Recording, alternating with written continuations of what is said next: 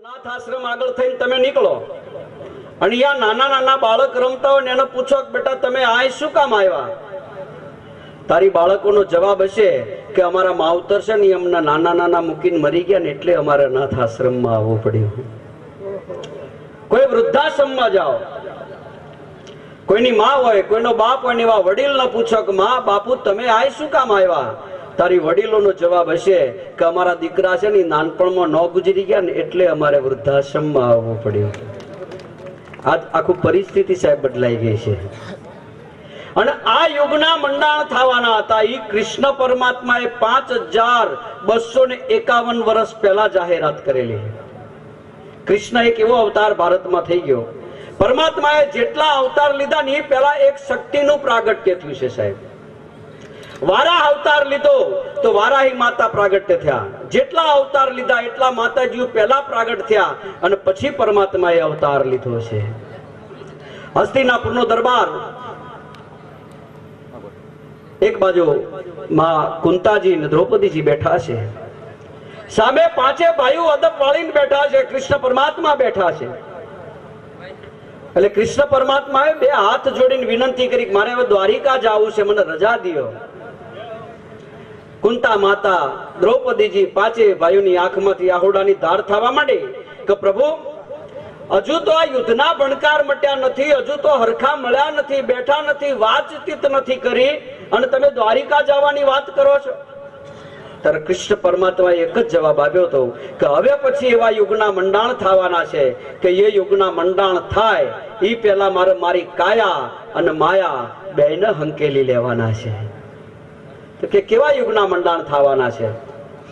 કે હું 5 દિવસ રોકાઈશ, તમને સાબિત કરીને પછી દ્વારિકા જઈશ. બીજા દિવસે સવારે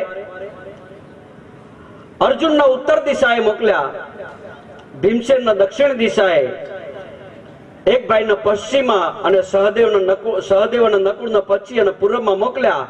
અને એક જ સૂચના કરી હતી કે તમે કોઈ દિવસ કલ્પના ન કરી હોય, તમારા મગજમાં આવો કોઈ દિવસ વિચાર ન આવ્યો હોય, એવું ચિત્ર જયારે દેખાય ત્યારે પાછા આવજો.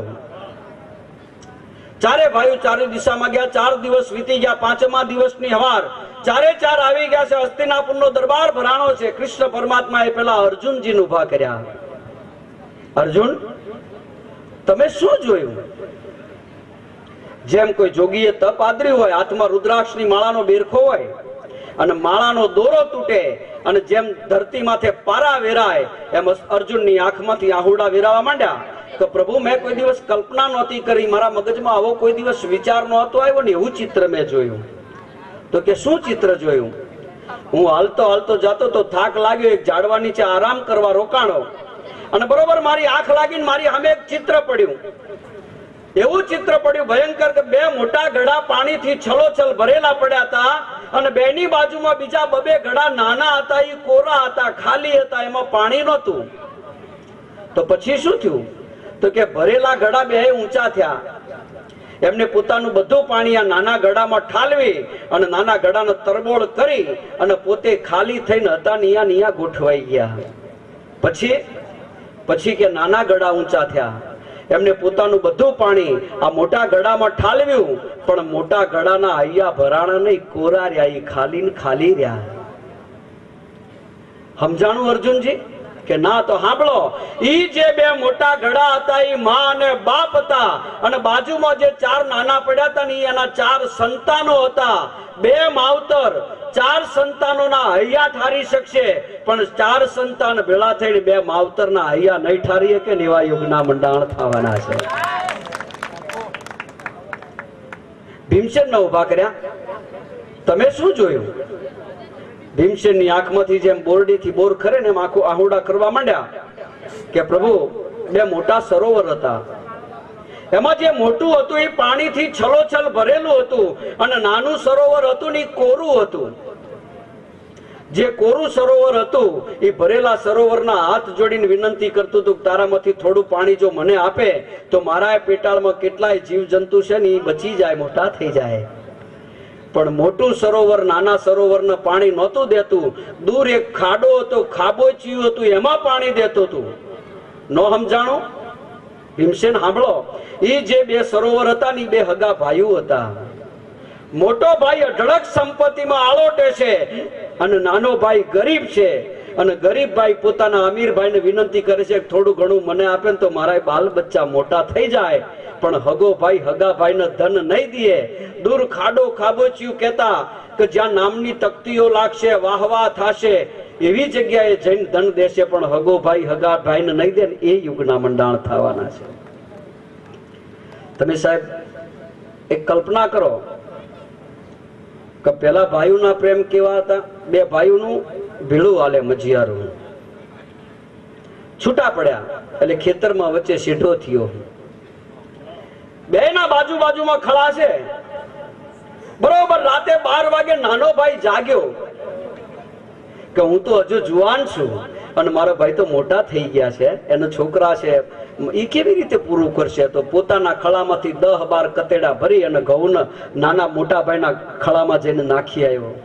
ઈ હુઈ ગયો. પછી મોટો ભાઈ જાગ્યો કે મારો ભાઈ તો નાનો છે, મારો તો દીકરા કાલ મોટા થઈ જશે, કમાતા થશે, પણ એ શું કરશે? એને તો હજુ નાના છે. એના પોતાના ખળામાંથી 10-12 કતેડા ભરી અને નાના ભાઈના ખળામાં નાખ્યો હોય ને આ ભાવના આવે ને સાહેબ તો ભાઈચારો જાગે, બાકી સાહેબ તાકાત નથી. હે સહદેવને પૂછ્યું તમે શું જોયું? કે પ્રભુ એક મોટો ડુંગર હતો, એના ઉપરથી એક મોટી શિલા ગબડી, વચ્ચે જે કાંઈ આવતું હતું બધાનું સત્યાનાશ કરતી કરતી નીચે આવતી હતી, પણ વચ્ચે એક લીલું ઘાસનું તરણું આવ્યું ને આ શિલા અટકી ગઈ. નો સમજાણું કે ના તો સાંભળો, અધર્મ રૂપી શિલા ગબડી. કેટલીય હોનારતો આવે, ભૂકંપ આવે, શેંડી આવે, પૂર આવે, કેટલાય સુનામી આવે, પણ જેને જેને ધર્મનો કેળો પકડ્યો છે નાનો તરણા જે હોય ઈ શિલાને એની આગળ આવીને અટકી જવું પડશે. સાહેબ આ કળિયુગની મોટામાં મોટી નિશાની છે. એક દાખલો, કચ્છમાં જેથી ભૂકંપ આવ્યો અને એક સોની 5મા માળે રહેતો તો આખું બિલ્ડિંગ જમીનમાં ઉતરી ગયું. 5મો માળ જમીનના લેવલે આવીને ઉભો રહીને કોટ વટીને બહાર આવી ગયો. તારે પત્રકારે પૂછેલું કે તમે કેવી રીતે બચ્યા? કઈક નામ સ્મરણ કરતા હતા, કઈક હરિભજન, કેવી રીતે બચી ગયા? ત્યારે એને એક જ જવાબ આપ્યો હતો કે અમદાવાદ કિડની વિભાગ હોસ્પિટલમાં દર્દીઓને ઉપર નીચે લાવવા લઈ જવા મેં 10 વર્ષ પહેલા લીપ ભેટ આપી હતી, તો આજ મારા નાથે મારા માટે લીપ મોકલીને મને આજ ઉગારી લીધા. આ તાકાત છે સાહેબ. આપેલું કોઈ દી વ્યર્થ જાતું નથી અને વાવેલું ઉગ્યા વગર રહેતું નથી. છેલ્લે નકુળને પૂછ્યું તમે શું જોયું? કે પ્રભુ એક મોટો ડુંગર હતો, એના ઉપરથી મોટી શિલા ગબડતી ગબડતે મોટા પાણા નીચે આવતા હતા અને નીચેથી નાના પાણા દડતા દડતા ઉપર જતા હતા. નો સમજાણું કે ના તો સાંભળો, જે વર્ગ સમાજની ટોચ ઉપર બિરાજમાન છે એની નીતિ ચૂકી જશે તો એ ધીરે ધીરે ધીરે ધીરે ધીરે એના સ્તર નીચે આવી જશે, અને જે કચડાઈ ગયેલો વર્ગ છે એ નીતિ પકડીને હાલશે ને તો સમાજની ટોચ ઉપર જઈને બિરાજમાન થશે ને આવા કળિયુગના મંડાણ થવાના છે. આજે ઈ કળીકાળની માલિપાઈ જો આવા ભજન ભાવ થતા ને સાહેબ, આ તો આપણે કહીએ છીએ કળિયુગ જીવવાનો યુગ જ સાહેબ હવે આવ્યો છે. રામાયણ થયું ને એ વખતે મોબાઈલ હોત તો સીતાજીનું હરણ થયું હોત?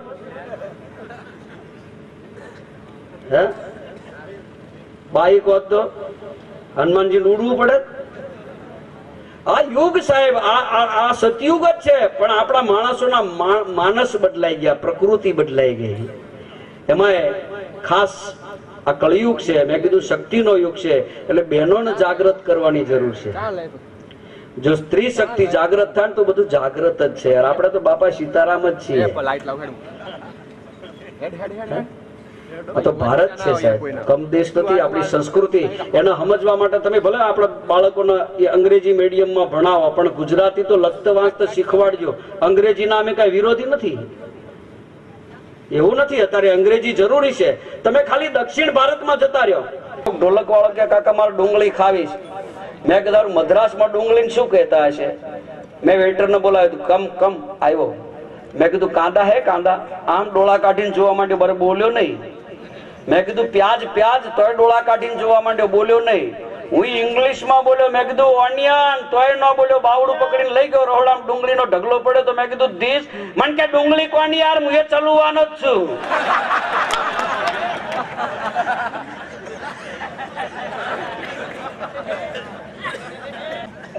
છોકરા બધા આનંદ આવતો હોય તો જબરજસ્ત તાળી થઈ જાય. પેલા તો આયોજકો માટે તાળી પાડો સાહેબ.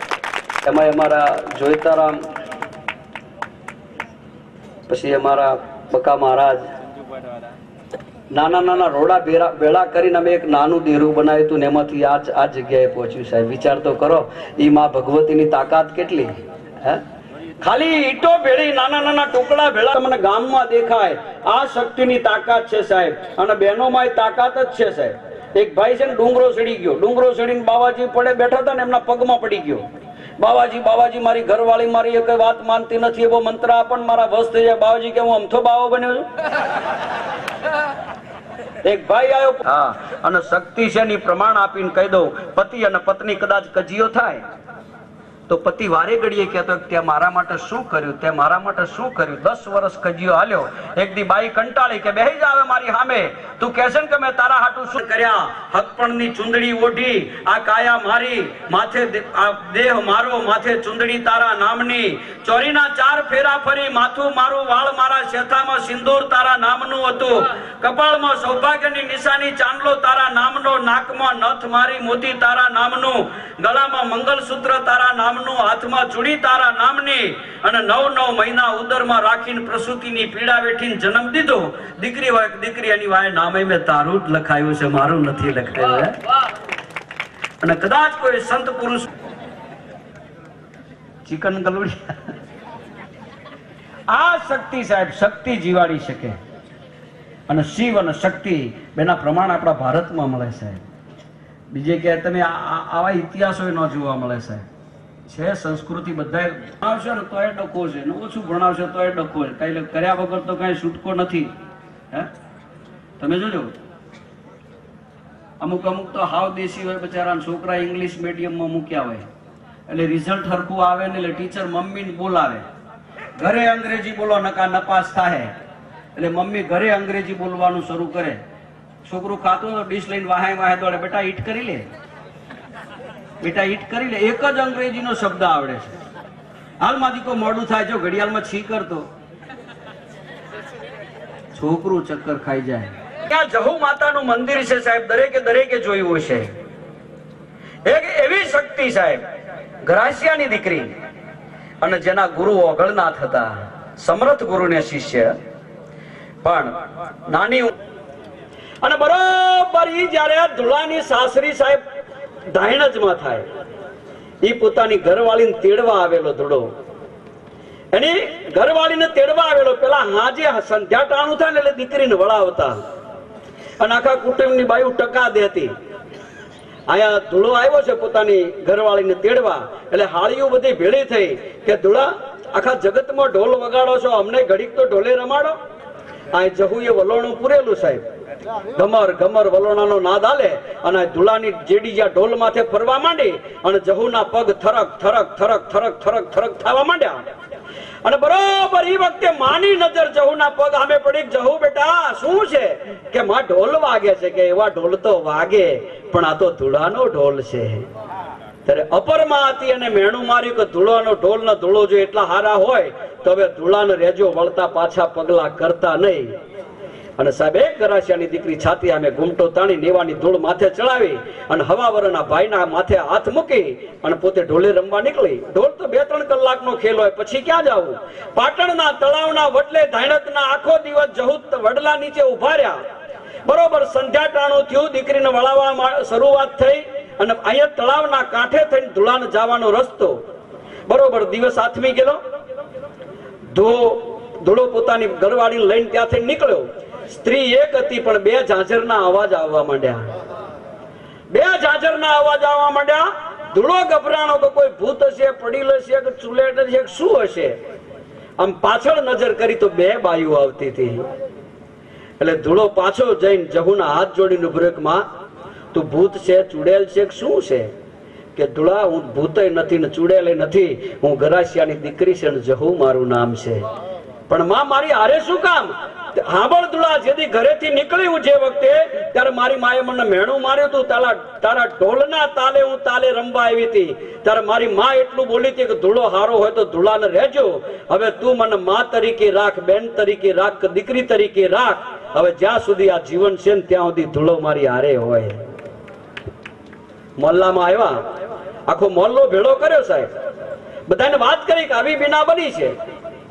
એટલે એક અલગ છાપરું બનાવી દીધું, અલગ છાપરું.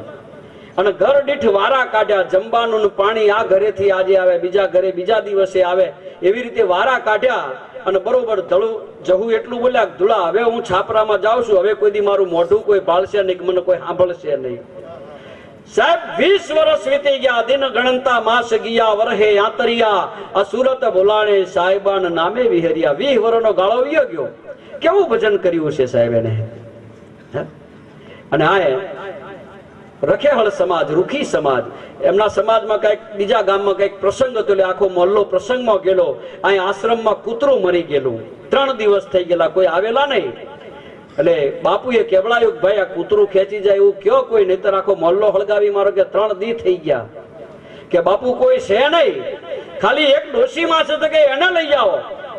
અને 2 સેવકો આયા કે મારી તને કહેવાય નહીં, પણ કૂતરું મરી ગયું છે, અને જો એ કોઈ ખેંચી નહીં જાય તો આખો મોહલ્લો હળગાવી મારશે.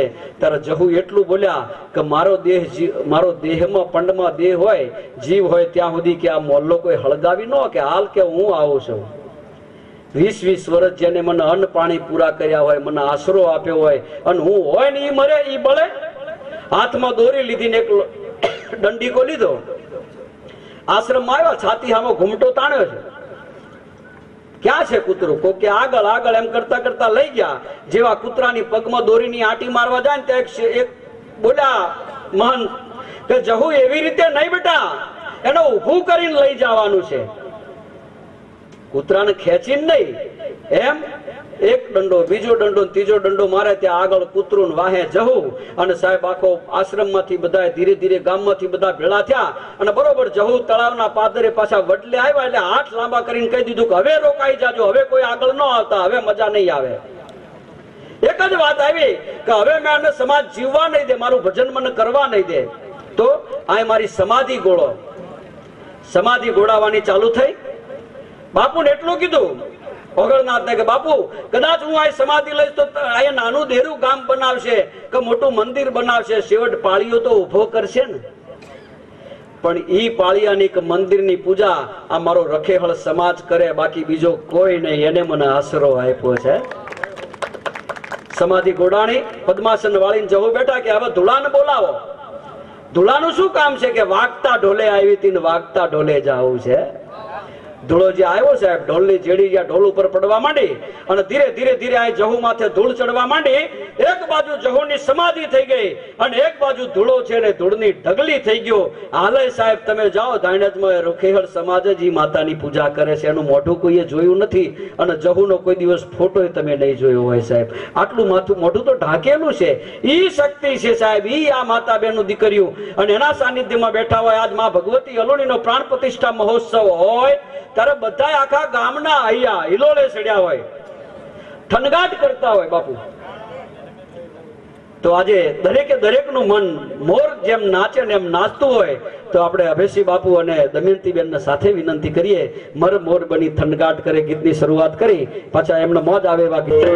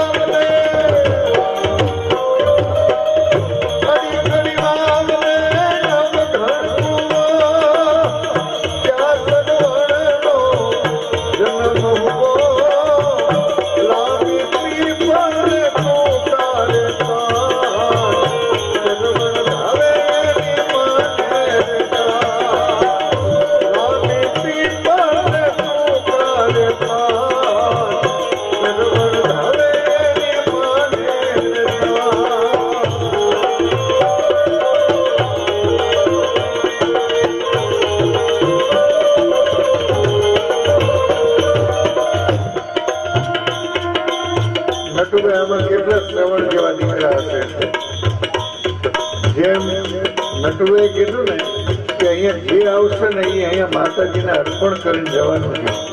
તો આમાં શ્રવણ કુમાર જેવા હશે ને એ કંઈક નાખી જશે, નહીં તો હવારમાં તો આમે નકામી જ નોટો થઈ જવાની. આપણા ગુજરાતના શ્રવણ કાવડ લઈને બધાનું હરકું કરી નાખ્યો. 10 થી 10 1000 ની 500 ની તો ગઈ. હા, જોકે ડિસેમ્બર સુધી એમાં જમા કરાવી શકાશે એટલે વાંધો નથી, નરેન્દ્રભાઈ કીધું છે. પણ એવી હોળી પાછો બીજો ઝટકો વાગે એના કરતા અહીં જો શ્રવણ જેવા હોય ને નાખીને જાવ તો મજા આવશે.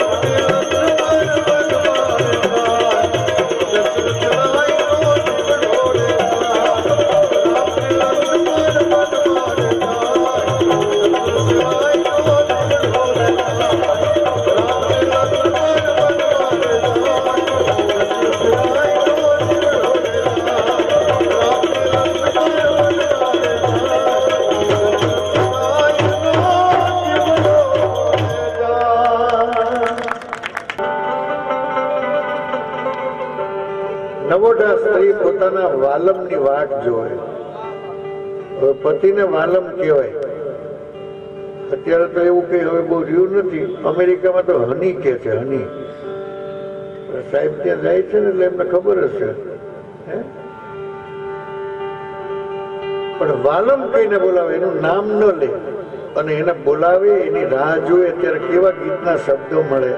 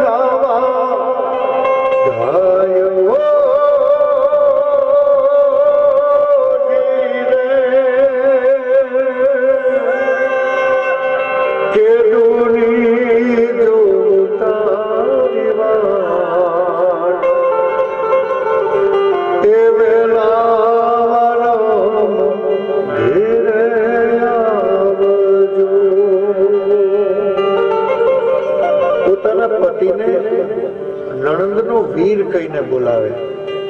નામ નો લે એ જમાનામાં. હવે લેવાય, વાંધો નહીં. એક માડીને પૂછ્યું નટુભાઈ કે માડી વરનું નામ લેવાય? તો કે હા બેટા હવે લેવાય.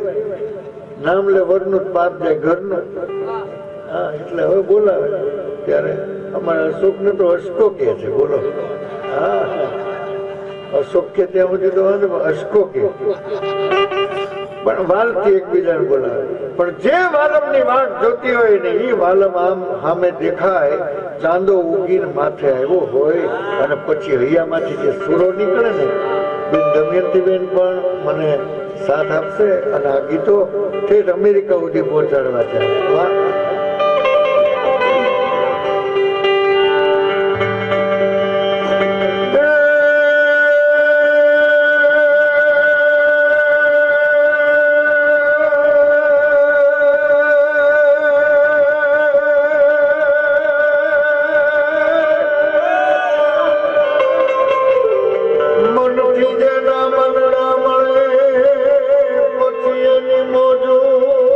મેરા મન જા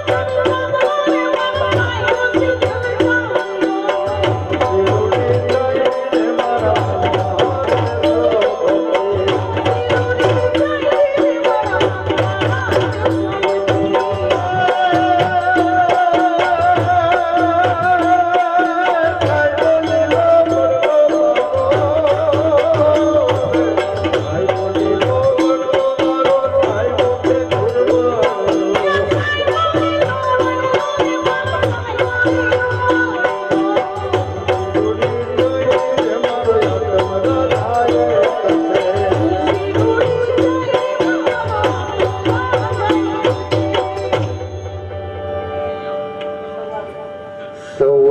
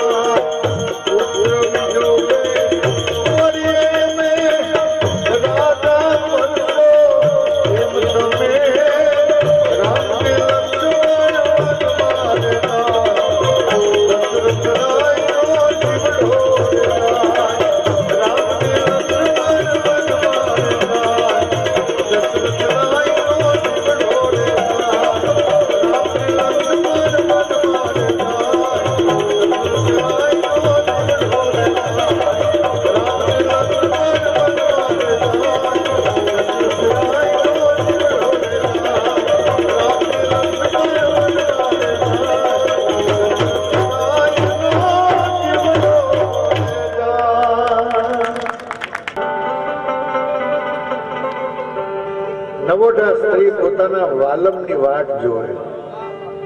હવે પતિને વાલમ કહેવાય. અત્યારે તો એવું કઈ હવે બહુ રહ્યું નથી. અમેરિકામાં તો હની કે છે, હની. સાહેબ ત્યાં જાય છે ને એટલે એમને ખબર હશે. પણ વાલમ કહીને બોલાવે, એનું નામ ન લે અને એને બોલાવે, એની રાહ જોવે. અત્યારે કેવા ગીતના શબ્દો મળે.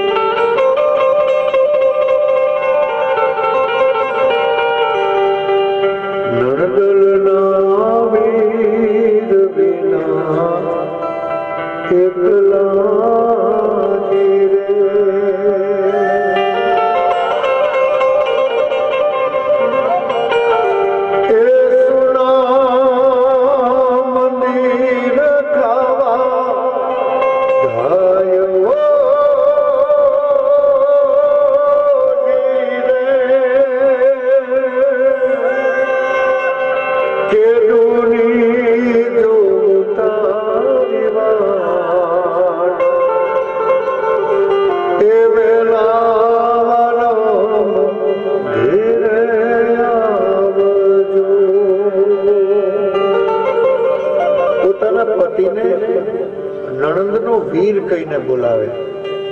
નામ નો લે એ જમાનામાં. હવે લેવાય, વાંધો નહીં. એક માડીને પૂછ્યું નટુભાઈ કે માડી વરનું નામ લેવાય? તો કે હા બેટા હવે લેવાય. નામ લે વરનું પાપ જાય ઘરનું. હા, એટલે હવે બોલાવે. ત્યારે અમારા અશોકને તો અશકો કે છે. બોલો. હા, અશોક કે ત્યાં સુધી તો વાંધો, અશકો કે પણ વાલથી એકબીજાને બોલાવે. પણ જે વાલમની વાટ જોતી હોય ને એ વાલમ આમ સામે દેખાય, ચાંદો ઉગીને માથે આવ્યો હોય અને પછી હૈયામાંથી જે સુરો નીકળે ને, બેન દમયંતી બેન પણ મને સાથ આપશે અને આ ગીતો ઠેઠ અમેરિકા સુધી પહોંચાડવા છે. વાહ.